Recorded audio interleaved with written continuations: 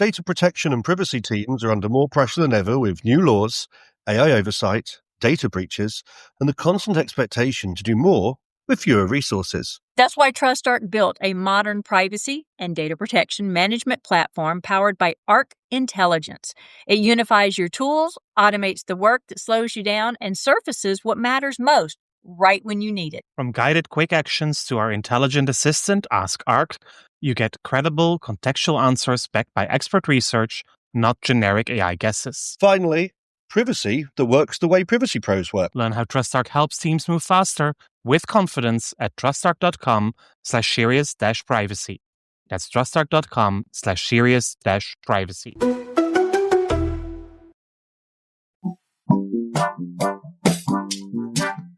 You're listening to Serious Privacy by TrustArc. Please welcome our hosts, Paul Breitbarth and Kay Royal. Every once in a while, events happen that reinforce each other in such a way that the sum of things is worse than you could ever have imagined.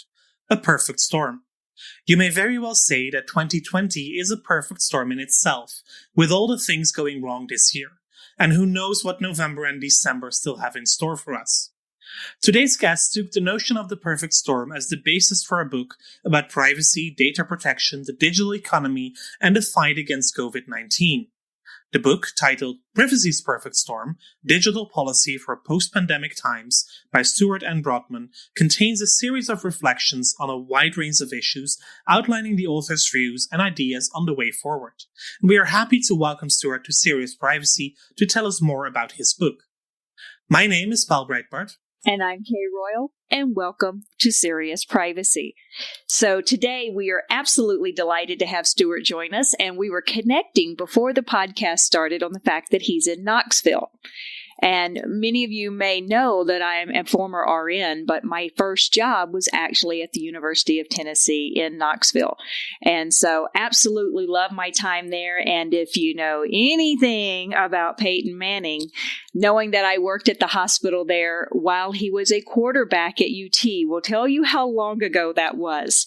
I was a baby nurse. Not at all. All right. So let's jump straight into the unexpected question. And I want to give a shout out to a fan while I'm looking for this question real quick. I just had it on hand, who sent us a compliment on LinkedIn today that said that she was so enthralled by the podcast that she forgot to put on her eye makeup and left the house, still listening to the podcast, but sans makeup. And I'm sorry, that just absolutely cracks me up. Okay. We always love hearing your feedback. It's awesome. I love it. Y'all just send me all your crazy compliments. I love them. Okay, so Stuart, unexpected question for today. Are you seeking security or adventure? Well, great question, and certainly unexpected. I would say adventure, and I could say that without much hesitation. And actually, it ties a little bit into our discussion today, because last September, I got into my car in Knoxville, Tennessee, and I drove to Washington, D.C., and I began an extraordinary adventure at the Woodrow Wilson Center for International Scholars, and I was there for the academic year, and it truly was an adventure. Obviously, I was looking forward to it, and it turned out to be everything I expected and more. Oh, that is really awesome. I love that, especially since, Knoxville to DC is not that short of a trip.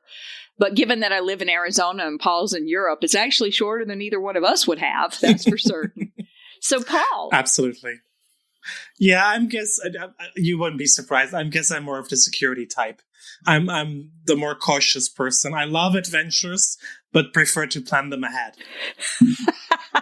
Well, there's no right answer there, and I think it shows why the world goes round. We have loads of different people, loads of different ways to look at it. Absolutely. So, Kay, what about you? I would have to say, funny enough, a blend between the two of them. I love adventure, but only if I can plan it and make sure that it's nice and secure. I'm really bad. Would shock people to know I'm really bad at spontaneity. I love everything to be planned out to the point that my children would complain during vacations, Mom, can't we just chill and enjoy vacation rather than having an agenda to follow? And I'm like, well, it depends. What's wrong with having an agenda on vacation to see all the things and do all the things that you want to do? Right? I'm sitting here thinking, well, it depends on what kind of vacation you're taking. If you're taking a vacation for the destination spot, Disney World or Hawaii or go to Europe, there are things you want to see and do. So you have an agenda. If you just want to go lay on the beach for 7 days, then fine. Go without me. That's not my type of vacation. All right, beautiful. So let's jump into the first question, mainly because we're going to get a little sense of background here. We are talking about a book that Stuart has written, and of course, we'll provide you the link to it, Privacy's Perfect Stone. I can't even talk today.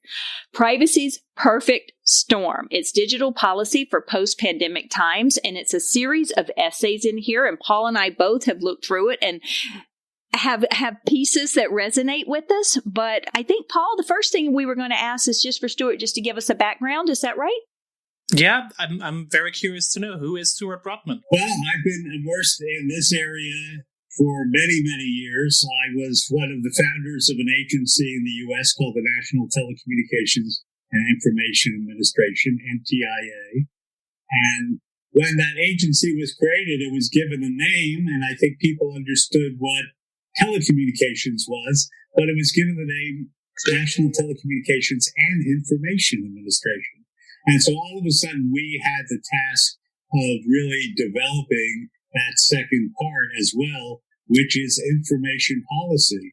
And at the time that NTIA was developing, really people weren't discussing this notion of information policy. In Europe, more so because they began to have the cross-border data restrictions and the early trans-border data flow policies. And so we began to look at that. Also, in the U.S., just a few years prior to when NTIA started, the U.S. had enacted the first Privacy Act. And right as we came to start the agency, there was a major commission that essentially evaluated the Privacy Act. So we essentially put some of those elements together to begin to think about information policy. And so just in terms of a timeline, that's a pretty long arc between the formation of NTIA and where we are today. In between, I've been involved in a number of different ways. I was in private law practice and, in fact, represented Rolls-Royce in the UK. And Rolls-Royce was setting up and had manufacturing facilities around the world. They were one of the early adopters of intranets and virtual networks. And so they were sending a lot of manufacturing and other data through their networks. And of course, Europe began to have a privacy protection regime, not yet GDPR. But when they did, Rolls-Royce came to me and said, we need to have a broad look at what we're doing in the privacy area. And so, in fact, I wrote probably the first corporate policies for Rolls-Royce dealing with how they collect and store and transfer their data across geographic boundaries. And then I also wrote all of their email policies. So they basically didn't have any policies related to how emails were sent or composed or stored. And so I know this sounds like ancient history, but that, again, is something I was pretty centrally involved in. And then I've been involved, obviously, in writing and teaching about this. And then during the Obama administration, I was on the advisory committee for the State Department on international information and communications policy. And obviously, that included data privacy as well. So the short answer to the longer question is I've been involved in this at a pretty broad and deep level for a number of years in a number of different ways. As I said, with the Wilson Center, I had the extraordinary opportunity to basically take a year off and spend full time, 24/7, thinking about digital privacy policy and being in the heart of Washington, particularly being able to look around me and talk and interact with people who were formulating digital privacy policy. whether they were in the private sector, obviously in Congress, in the White House, in states. And so it really gave me a bird's eye position to be able to take a very 360 degree look at what was happening. And as it turned out, it was the right time and the right place. Nice. Now, out of curiosity, and you can tell me you don't want to answer this question, how long ago was it that you wrote those policies for Royal? Southern doesn't Rolls work Royce. with that word, does Well, it? it was in the early 1990s, so it really predated the widespread use of the internet. Obviously, there were Right. a lot of private networks, particularly corporate private networks, that were operating at the time. And obviously, there were a lot of issues dealing with private corporate networks. So they were a great client because they had the foresight to at least begin asking the questions. Right. I wanted to say, yeah, that's a pretty good foresight in the early 90s to start developing such procedures. I think there are still companies out there that have to start writing those. Oh, say it's not so, Paul. Everybody listening, if you know of a company that doesn't have policies, raise your hand. I love that. That is, I'm sorry. I have a feeling I'm going to laugh a lot through this show, and I don't know if it's because I had extra coffee or what. So I'm going to start out with the first story or the first chapter of your book. I don't know if you call them chapters or essays or whatever, but the first one that really stood out to me.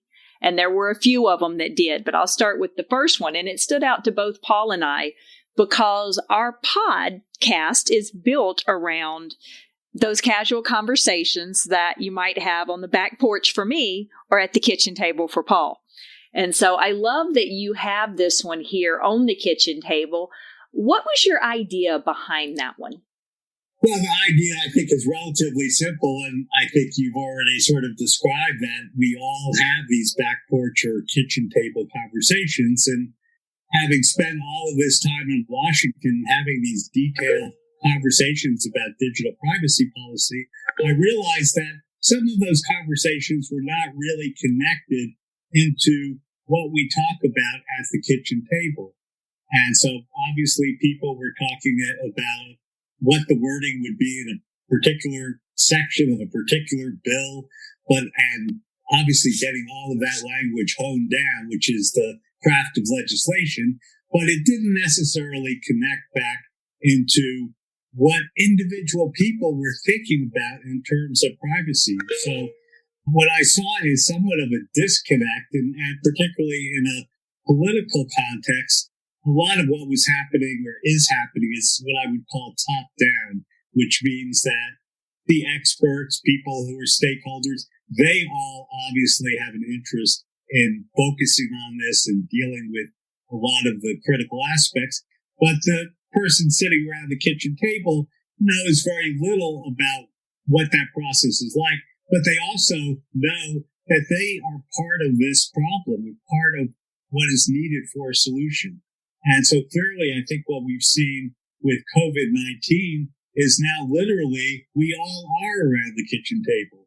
And the difference is we're not only around the kitchen table with plates and utensils, but we're probably at the kitchen table with our digital devices. So we have a laptop or an iPad or an iPhone. And I think this is one of the really unusual times, and maybe a positive aspect of COVID-19 is as family units or people that were with during COVID-19, for the first time, we actually get to get a sense of their own digital experiences. We get to see how much time they're spending online. We get to sometimes see what's on their screen. We get to hear about their problems that they're having, whether technical problems or problems with getting phishing or viruses or all of that stuff. That is essentially part of our kitchen table conversation now.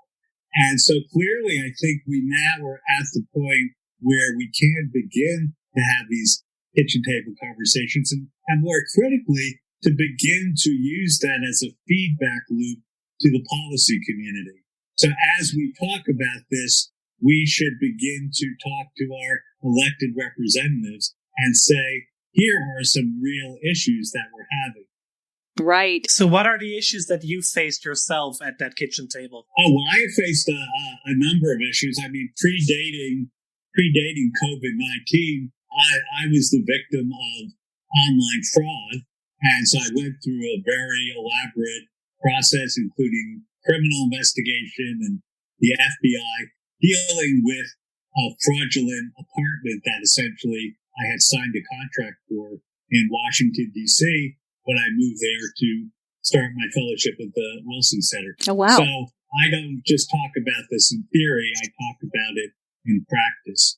And certainly the people that I'm with during COVID-19 tell me all sorts of issues related to, again, phishing, fraud, ransomware, just a variety of different things. We all know bad actors and we all know the bad things that can happen. And guess what? They're all happening right now. And they may be happening probably at an increased velocity because we have that much more people spending that much more time online. And remember, our lives by and large are blended now between work and non-work. And so we're really living a full digital life. I know we thought before that, wow, we're really online a lot. But I think anyone who has been living the past 6 months realizes however much you thought you were online before, boy, you're really online a lot more today. Absolutely. Oh, yes, I can attest to that. Absolutely. So you had two things in here that I really liked, and you've touched on both of them, but in this kitchen table one. So I'm going to quote one of them is, sheltered in place, Americans are uniquely positioned to have kitchen table conversations, yes, at the kitchen table itself, with all members of the household. And that makes me think about my mom, who may be coming back for Thanksgiving. The travel during these times is a little sketchy. She lives in Mississippi.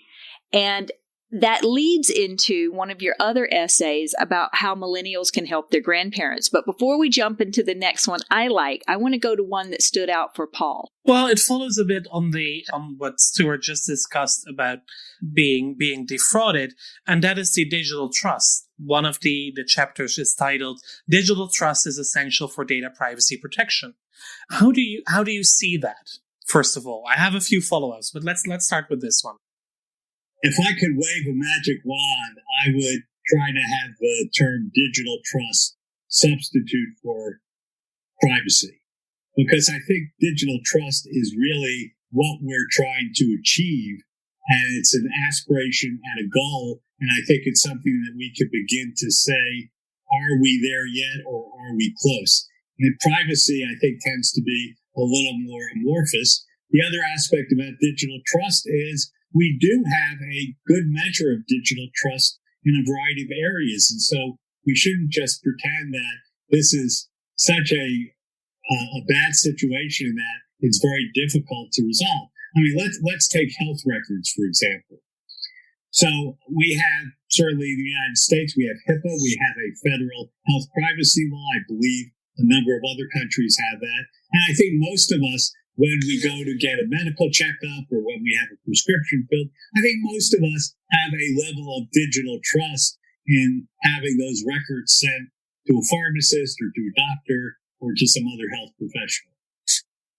And that shows that the system can and does work, and we have developed an entire infrastructure, electronic health records, around this notion that people will trust those records being converted and being transmitted. We have the same with educational records. Again, at least in the United States, we have a really comprehensive law called FERPA, which protects individual educational records. And so even a parent is not allowed to find out particular situations that their child is in an educational setting because FERPA protects it. So I think we have, again, a great deal of digital trust in education and in healthcare. Let's take e-commerce. We have a lot of digital trust in e-commerce. Otherwise, we wouldn't be ordering things on Amazon and we wouldn't be involved in the entire world of e-commerce because we know we're putting in our credit card number. We know that a lot of information is being gathered and stored about us. So we have real pockets of digital trust. And so one of the things I've tried to say is maybe we should look at some of those as models, or at least ways to understand how we can try to get better digital trust. But one of the things I like that's happening in Europe now is this notion of a digital trust bank. And I don't know how familiar you are with that, but the general notion, like a physical bank, is that personal data would be deposited into this digital trust bank, and then those that needed to use it would have access to it, but essentially there would be something called a fiduciary duty. So fiduciary duty, as you know, under law, means there's a legal responsibility that whoever is holding that information is holding it on your behalf, and they have a legal responsibility when they're sending it to someone who's requesting it to protect it. Again, going back to the example of a bank, clearly the bank has a fiduciary duty to hold your money, and they do so. And obviously, if you find out that your money is gone for some reason, then you could essentially pursue an action to them for violating that duty. That's the same idea with a digital trust bank, which is if you had one set up, you would be able essentially to have a cause of action, but independent of this notion of having legal liability, it's this idea of having an entity which will essentially protect your information because it is their duty to do so. We don't have any of that today. So would it be the private sector, would it be companies, or would it be the government that should lead on this, on creating that digital trust? Well, I think it's the private sector, but again, there are interesting notions of public-private partnerships in terms of how the private sector and the public sector can essentially work together. I know MasterCard, for example, has been forging a number of these private-public partnerships. They've been doing it in a pilot setting. I know they have one pilot going on now in Australia with the Postal Service, which is part of the government and themselves in terms of collecting and storing information. So another aspect of this is I think we've sort of set up this barrier.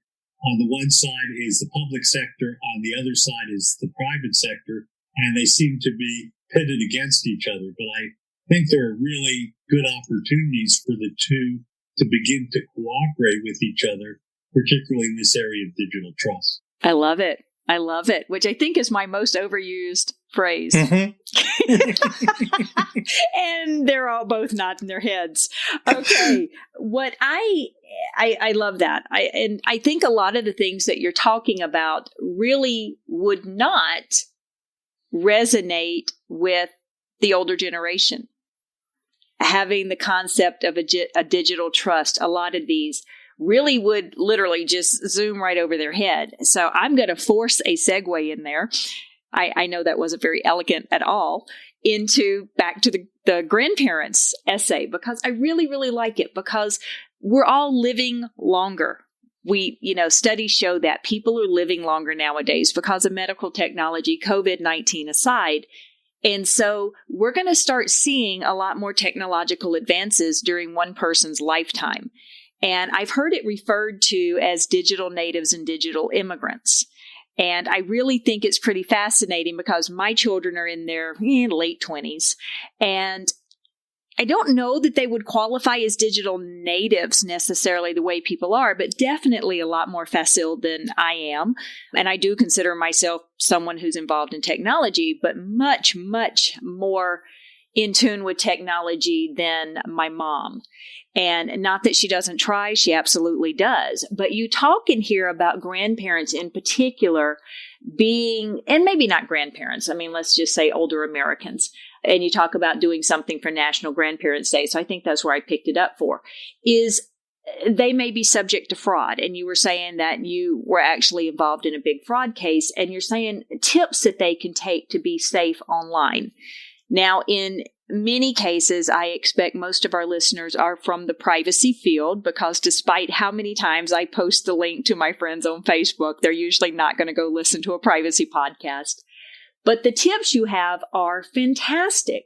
You talk about using credit cards for online shopping as opposed to using debit cards because there's a limit to debit cards and you have some recourses with credit cards. You talk about not falling for false websites. And the example you give is particularly notable because here in the U.S., next week, exactly a week from today is our delayed tax filing, unless they push that date back too, but I don't think so.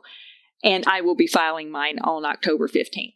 But you talk about how an email received from irs.gov is official, but irs.us is a scam. There's a lot of people that don't pay attention to those type of details, and including a lot of digital natives. It looks official. It's irs.us. It looks official. They go to it. We all know the phishing emails are very, very detailed. What are some other tips you might have for people in avoiding online scams? Because they're very, very prevalent right now. They're crawling out of the woodwork. Do you have any additional tips to share? Well, I have a number. I also have some data which might be interesting to think about. So KPMG, which is a large professional services firm, recently did a survey. And one of the questions, one of the things that they talked about in the survey were what were the biggest worries that people had when they have information online. And the number one biggest worry, I could make this into my unexpected question here in terms of asking you, what do you think it is? But I will not do that because I am the guest and not the host. Thank you.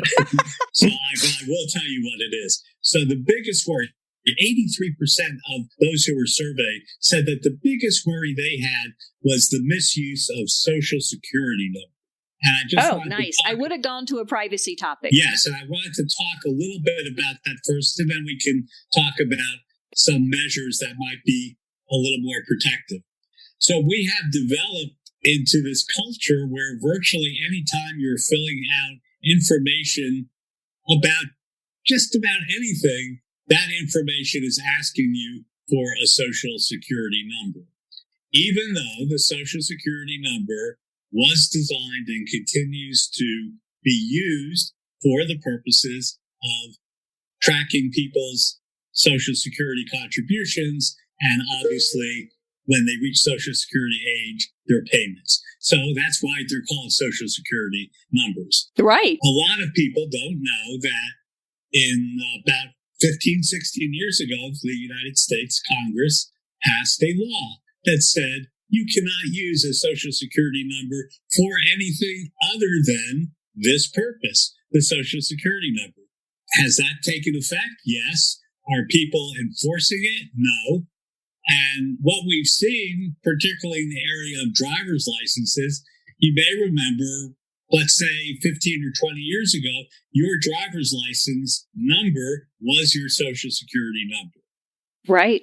And when this law passed, basically the states that oversaw driver's licenses, they were forced to change. So now you have a driver's license that is not a Social Security number. It has some other number on it, right?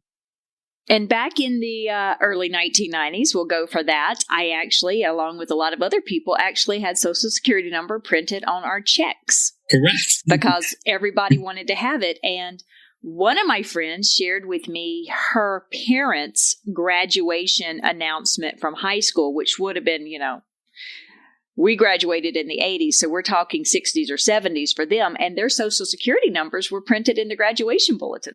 Right. So I think we have sort of developed this culture.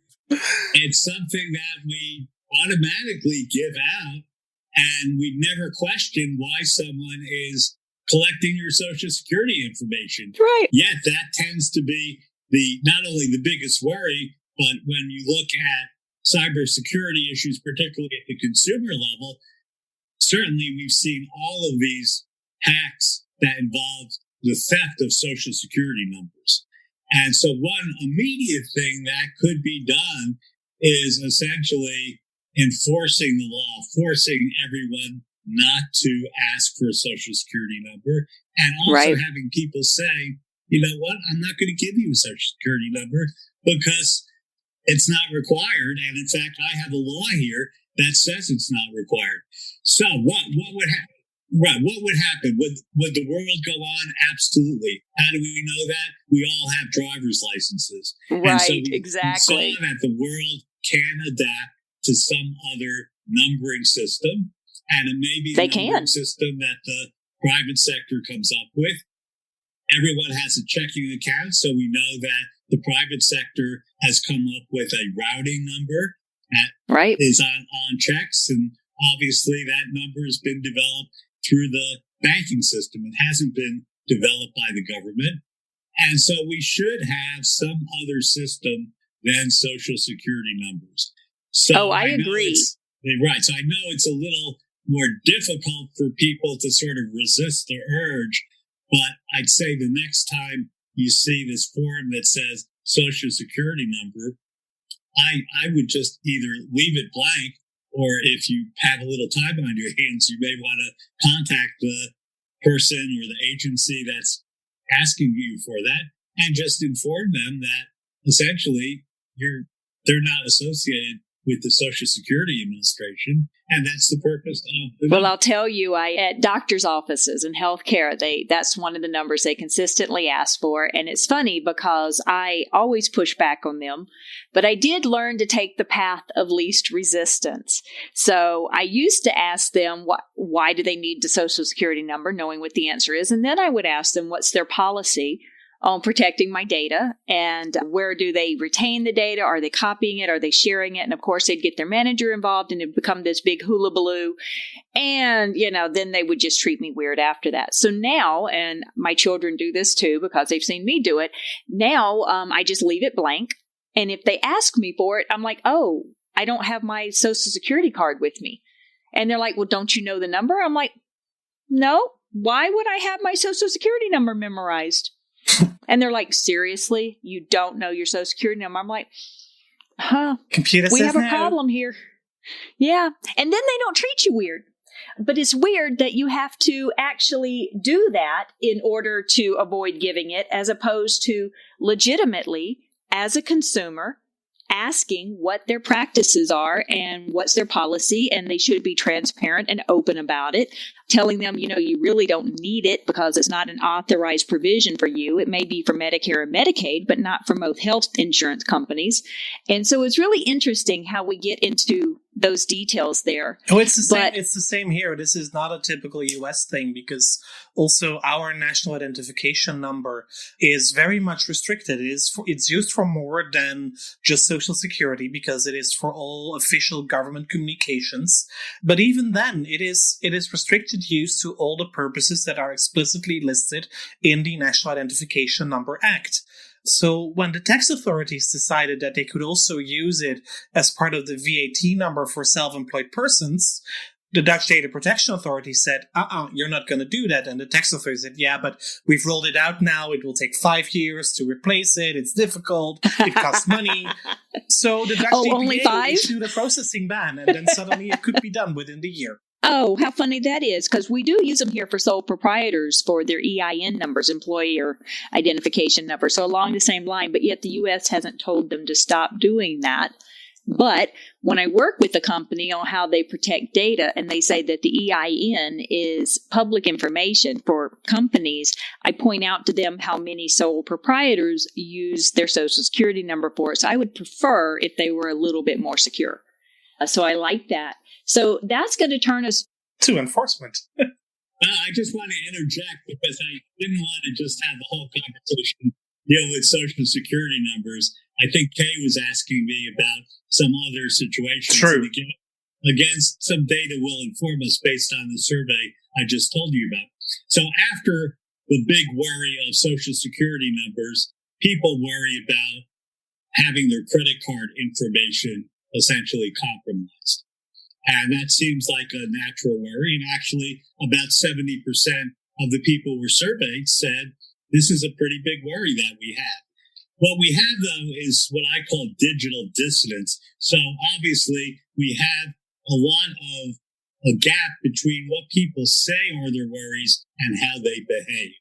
So even though we have a lot of people worried about credit cards, we still have a lot of people who will just give up their credit card number and have it stored in a way that compromises or potentially compromises its integrity.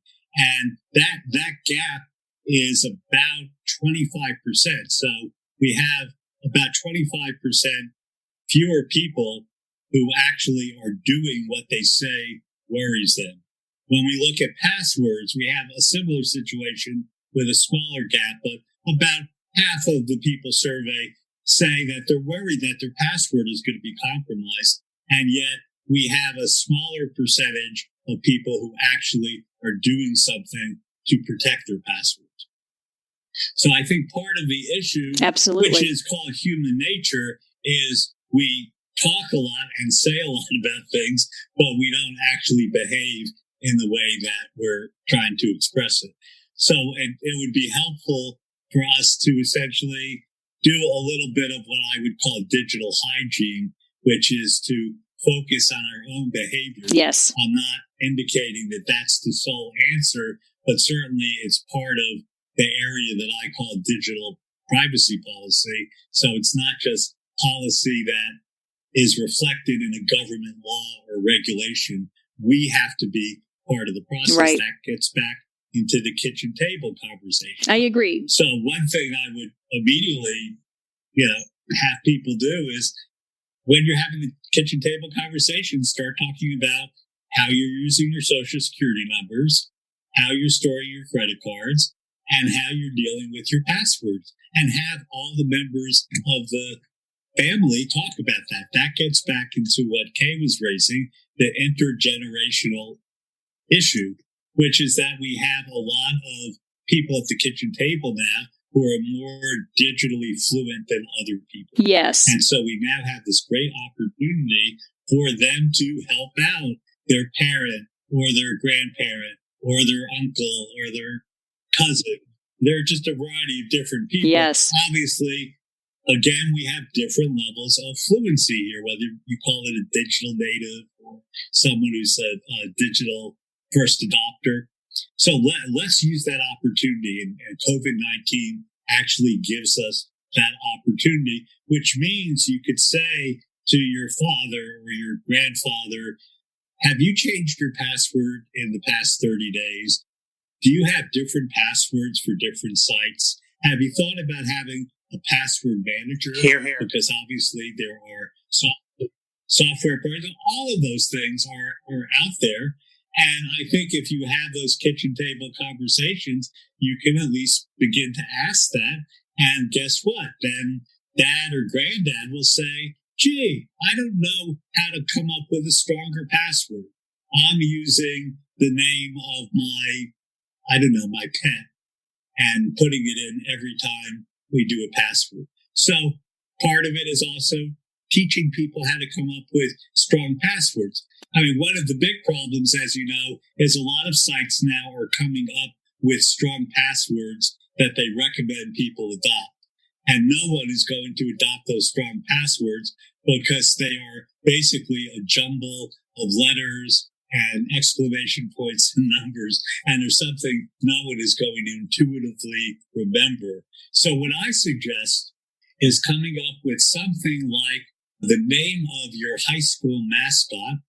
Most high schools have a mascot, whether it's a tiger or a lion or something else. That was a sports team that your high school had. Have the initials of your high school before that and put the year that you graduated high school at the end of it.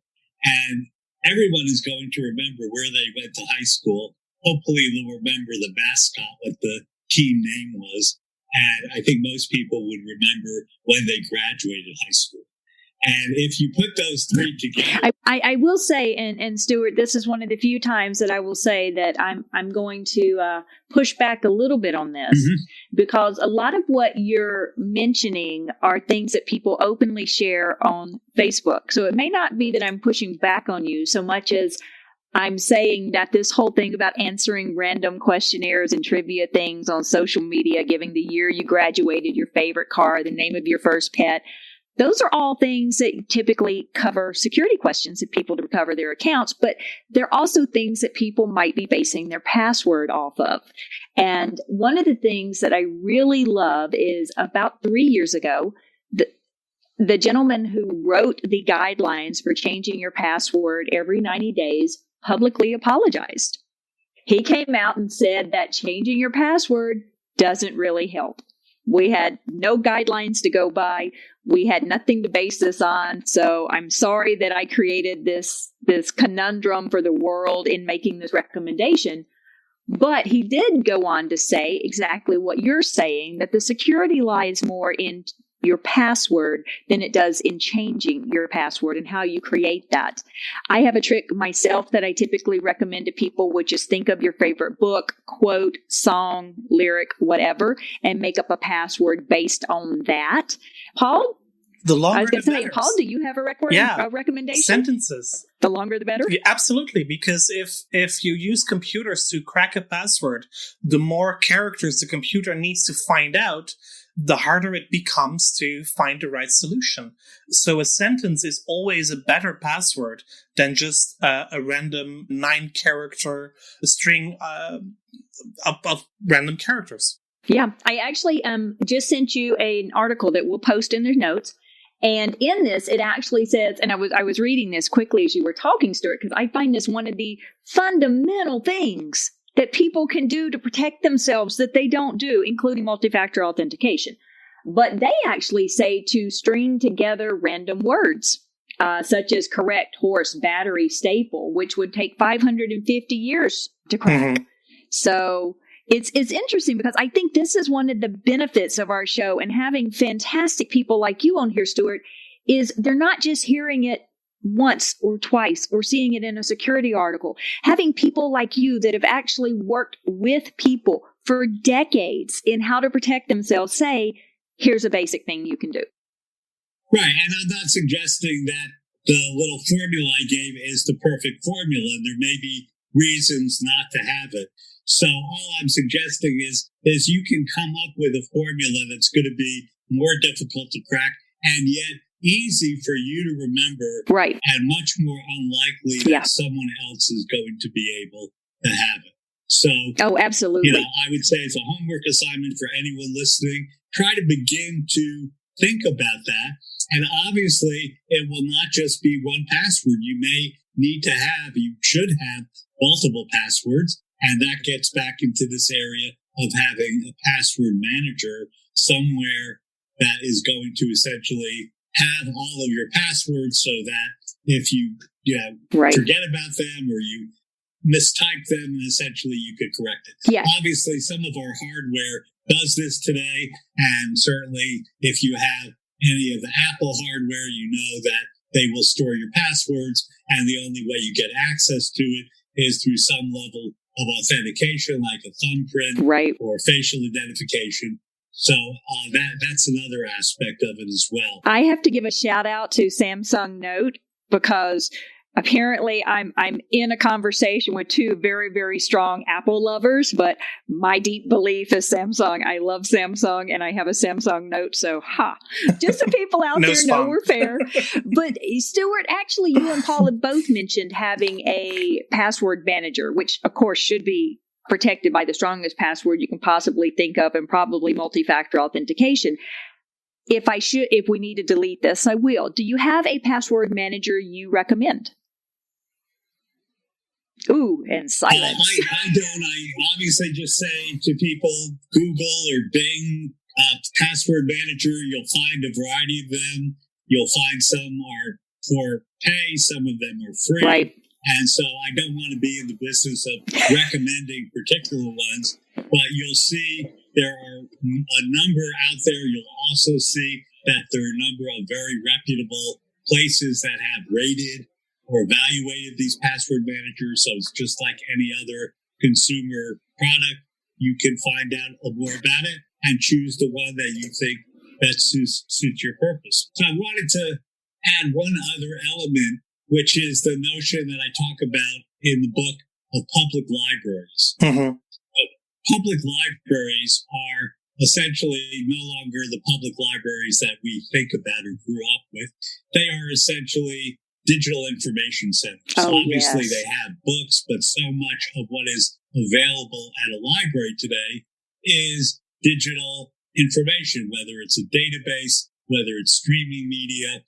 And certainly, if you walk into virtually any library, you will see a lot of digital devices. They have purchased computers. And obviously, what we've seen also is that about 90% of the public libraries in the United States have digital literacy programs, which means if you go to a library and you go on the computer, they will actually have a program which will help you sort of be a better digital user. And there will be people in the reference department, other people who are available to do that. That's terrific.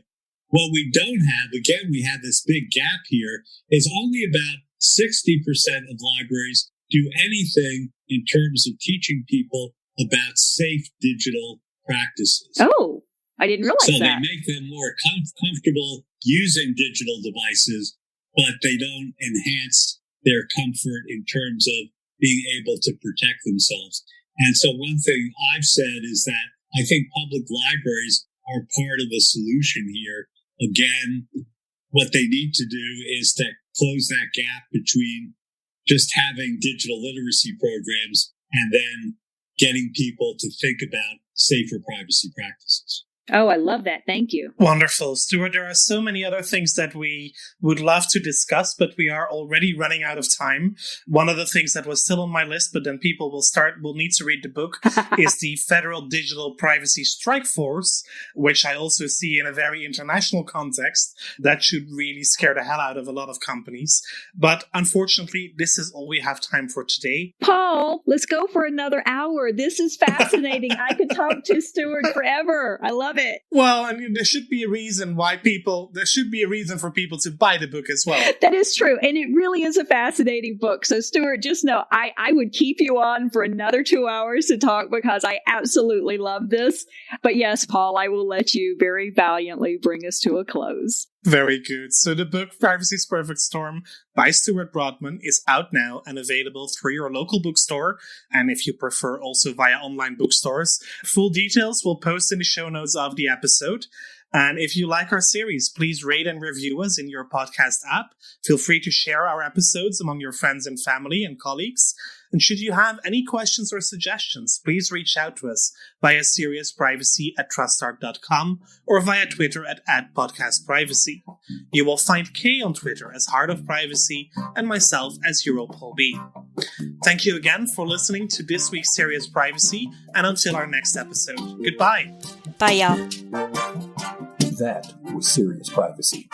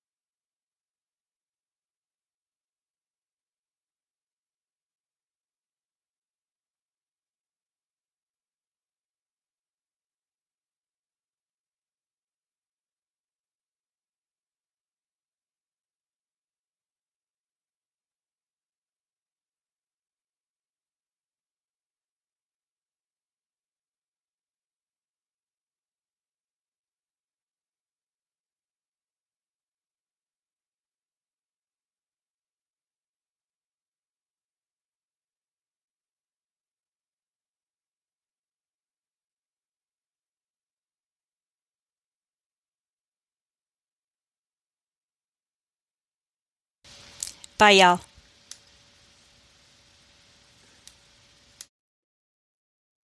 If you're a data protection or privacy professional, you already know the pressure.